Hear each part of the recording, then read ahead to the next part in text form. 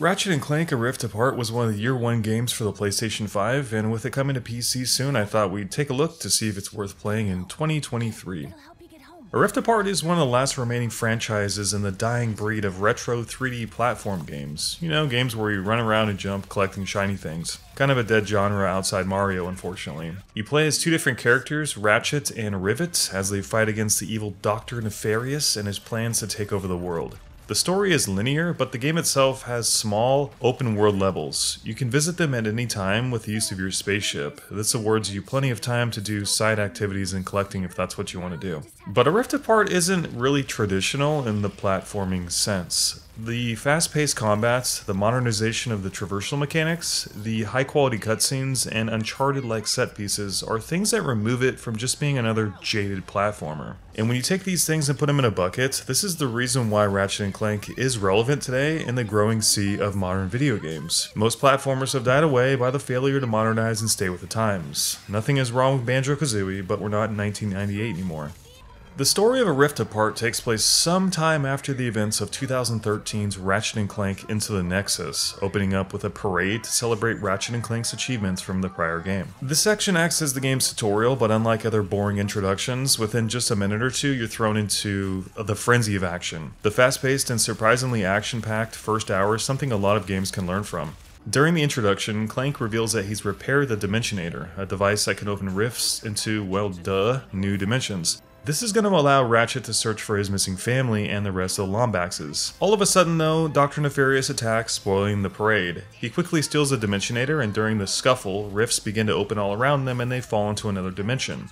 This on-rails set piece and accompanying gameplay section is a particularly great sequence with all the dimension jumping, and is a sample of all the wacky, high-speed fun and mixed platforming the player will be doing over the next 10 hours. A Rift Apart might not be a groundbreaking idea, and I don't think they took the rift mechanic far enough, and its story isn't terribly earth-shattering either, but at least there's never a dull moment with all the chaos this game has. When Ratchet defeats Dr. Nefarious, the Dimensionator explodes and the group gets separated. At this point, Clank wakes up and gets introduced to the second playable character, who is Rivet. This is where the game proper begins, and honestly, it's a terrific first 30 minutes for a game. Overall, the game is about 10 hours, which is perfect for a platformer, but not great for replayability. The game has a new game plus of sorts, and an arena, although it's kinda meh. So if you're a stickler for value, you need to consider the entertainment per hour ratio, which in this case, is kinda low. For me, quality over quantity always prevails, but some people are going to demand a lot of value from their purchases. Tone-wise, if you're looking for the witty humor, crude jokes, and edginess of the original, this game actually might also disappoint you.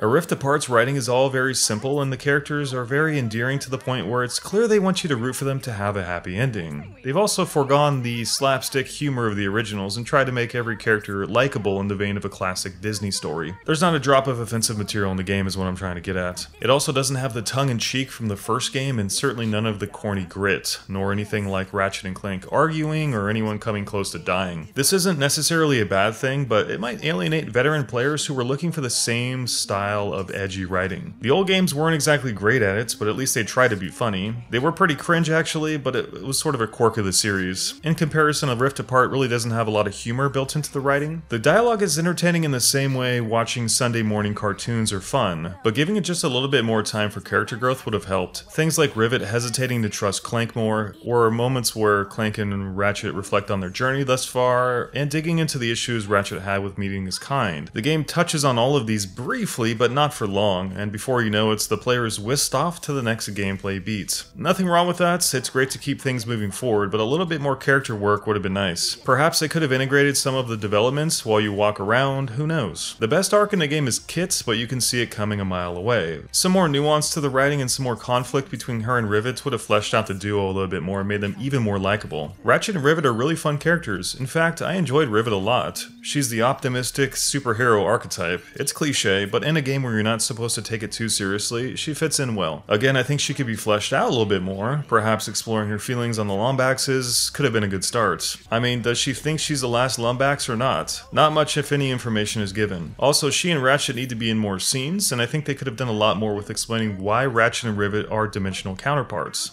On the gameplay front, you'll be flipping between Ratchet and Rivet as they attempt to rebuild the Dimensionator to return to their original dimension and stop Dr. Nefarious. The game has third-person combat and it's really smooth. The animations are beautiful and the action is chaotic, and honestly it's just a ton of fun. There are 9 planets to explore, and you'll come back to some of these multiple times, not just to explore, but to advance the quest lines too. If I had to ballpark, it's about 60% of the game time is with Rivet, which was a little surprising considering the title of the game is Ratchet Clank. Fans of the original game might feel bummed about this, but I didn't have a problem with it. I actually preferred playing as Rivet despite there being no unique weapons or mechanics for the characters. Even the melee weapons, despite being different, function the same. This was definitely a letdown and a must change for a sequel. Since the two play identically, the gameplay sections end up feeling very interchangeable. They have their own stories before they join forces, but they share the same progression and the same gameplay tools. They should have their own unique abilities and weapons, and they should also have distinct movesets. The player should also progress their weapons separately. This would give you something to look forward to when playing on one character, knowing that a new suite of weapons, customization, and combos are waiting for you when you get to the other character.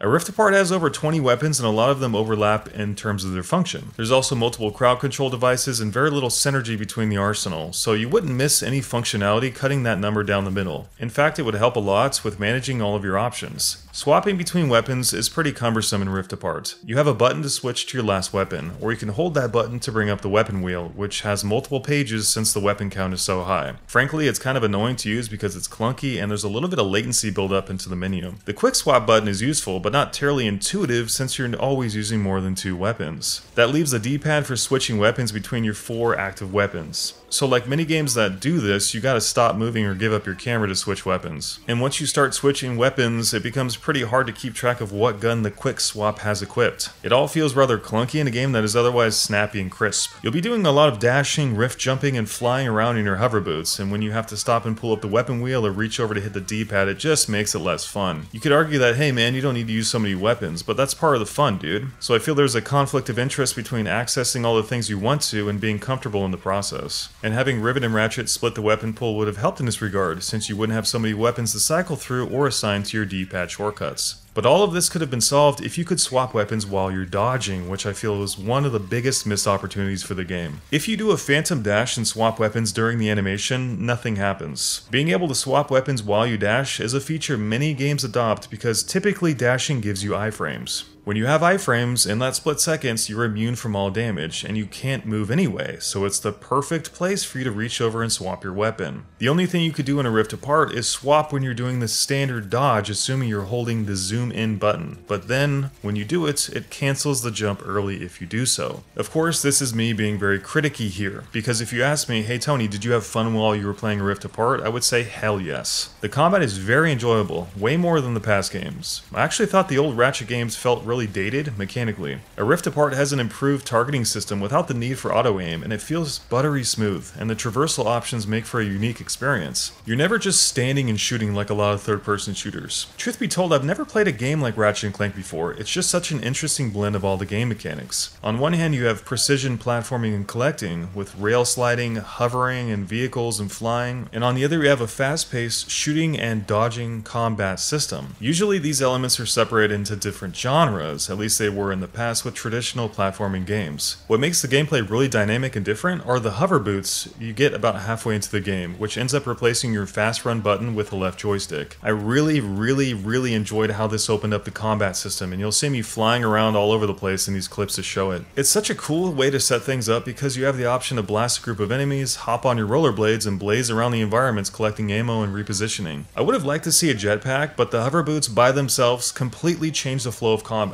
right when you might have been getting bored with it. There's not a lot of tactics or strategy involved here. You shoot, you dodge when you see something coming at you, and then you shoot some more until they're dead. But between pulling yourself into dimensions and zipping around with the boots, it makes for some really dynamic gameplay, and it's very immersive. But there's no denying that the mechanics are still fairly basic. There's no fancy melee system, there's no parries, no combos, or custom attacks with your guns. At best, you'll turn a bot into an ice cube and smash it down with your ratchet. This truly is as complex as it gets. And what really sticks out is the lack of synergy between the arsenal optional. You can stun enemies with a sprinkler, but that's pretty much it. There's really no interplay between the guns for the most part. The devs did a great job designing the guns. Honestly, the Enforcer is probably the most satisfying shotgun I've ever used, and there's really interesting and creative guns on offer like laser beams and different bomb variations. Everything is punchy and fun to use, but the guns being interchangeable means they're not entirely unique beyond their aesthetics. You can imagine some simple modifications being added to amplify the system, like adding an element system to the Enforcer. Like, what if there was a gun that sprayed a bunch of materials from it, like, I don't know, oil? You can spray the oil, swap to your Enforcer, select a fire round, and blow the entire area up, setting the arena up in a sea of fiery flames. Or what about a melee rush ability that would rocket you forward like that damn ability from Mass Effect, and if you froze enemies beforehand with Cold Snap, it would shatter them to frosty pieces. It's simple, synergistic elements like this that are missing from the game, and these things would absolutely elevate the combat system to new heights. And I think that's very important to consider because this game is, unlike a lot of platformers, very combat heavy. You could also throw in a weak point system to reward player accuracy or immobilize certain types of enemies. The possibilities I think are endless. But nitpicking aside, A Rift Apart is still very entertaining, and I want to make that point crystal clear. The combat has been greatly improved, and it's so satisfying seeing robots explode in a plume of mechanical confetti. One can't overstate the modernization of these mechanics, from dodging to flying around on the boots, to the improved hit detection and the feedback from the weapons. This is a next-gen combat system, and it's mechanically immersive with the sounds coming out of the controller. The haptic feedback works great, and feeling the vibrations go from subtle to heavy when you switch to the magnet boots feels so natural. And the half-trigger inputs for different effects on weapons add a nice weightiness to the combat, especially that damn ricochet weapon, which feels oh so good to use. One of the only issues I had with the combat system beyond the lack of synergy was sort of this screen clutteriness issue. There's a lot going on in terms of screen effects in this game, and you fight a lot of enemies at once, which wouldn't normally be an issue, but in Rift Apart, enemies drop buckets of bolts and you automatically pick them up when you're in range. They sort of fly towards the screen, and if you pick up a lot at once, they can make it really hard to see what's going on in that split second. There is something addictive about the sound of them, and the world too. I mean, it's damn beautiful. I wouldn't say this is the best looking PS5 game, but it is very close, and the game is so eye-catching. The worlds have this incredible vibrancy to them, whether it's a traditional bright level or one of the game's dark purple worlds. No matter the color, the contrast is deep and very pleasing on the eyes, and because this game continually bounces to new worlds, you're always taking in new, beautiful scenery. It also has some very impressive draw distance for a console game. It is a little bit of a shame that there isn't a lot of enemy variety though, and a lot of the worlds have similar enemies. For the most part, you'll fight the same handful of robots, space pirates, and nefarious troopers. You get the occasional dinosaur fights or these green slime creatures, but generally you're going to be fighting the same enemies for the entire game. This is a big letdown, especially because there's also a lack of boss variety. You fight this enemy dropship a lot, and juggernauts are used way more than I would prefer. While playing, I got the distinct feeling that the developers prioritized the graphics and building fun weapons over designing an elaborate suite of enemies and bosses, and I think this game definitely deserves both. God of War got how much flack for recycling the troll boss? It's the same issue here. It certainly didn't ruin the experience for me. In fact, I enjoyed the combat so much more than I thought I would, but there's no reason to recycle so many enemies and bosses in a next-gen AAA game. That being said, the game does go above and beyond in the presentation and the set-piece department. A Rift Apart has several large, nail-biting set pieces in the vein of Uncharted, and I was so pleasantly surprised to see them. I've actually never played a platformer that treated me to high-quality set pieces where you could control your character as crazy shit happens in the background, and they were always really fun. And I think this is one of the reasons why this game feels so modern. Ratchet & Clank A Rift Apart is basically well-made comfort food. It's not going to win any awards, maybe the amazing graphics if anything, and once you finish it, you may not think too much of it in the near future. It's a game played for fun and really nothing more. The story is straightforward and whimsical. If you're looking for the humor and the edge of the originals, you might want to look elsewhere. But if you're open to the new tone, you'll find a really fun game that has a lot more highs than lows, and some really great voice acting, regardless if you think it's your style or not. The biggest sin it commits is an atrocious and fiddly dragon flying section that honestly should never have made it into this game. I can sort of forgive the lack of enemies, the reusing of bosses, and the fiddly weapon swapping, but this section has got to go. Outside of an absent field of view slider, there's not a lot to complain about here. The rest of A Rift Apart is really well done, and I'd recommend playing it if you have remotely any interest in what it offers. It's like being able to play an animated illumination film. It's fast, exciting, not terribly profound, but it is really fun. Platformers might be a thing of the past, but A Rift Apart proves that the formula isn't just nostalgia at this point. You can modernize old game ideas and bring them up to the times. It's a little bit short, but a modern platformer like this can absolutely be worth the cash in 2023. I'm not sure I'd replay it for a third time, but my 2 playthroughs were incredibly fun, and I hope they make a sequel to it.